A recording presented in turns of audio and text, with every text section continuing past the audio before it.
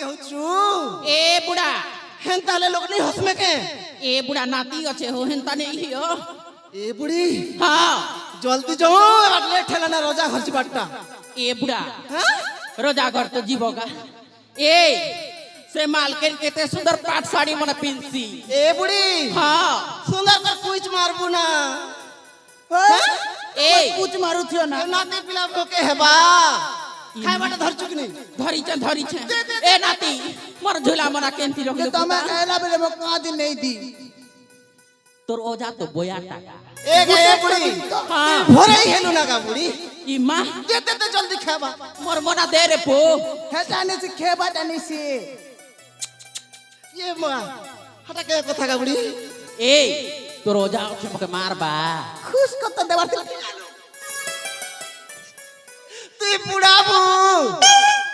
हटा के अंत कथा कहू है टेंगुआ पिला के मन नहीं लगबा ना के चला सुपर के जहुरु चाहो गोटेक बोली नाती देख के अंत कथा कहू तब ए एबो नो नहीं सिखबा जे केबे सिखबा बेटा तो मोर बात पाचले सिखबा के ये बुआ सिकी थे तो घूम दाम करबा ने होए होए हो हो जिमा चलो चलो चलो चलो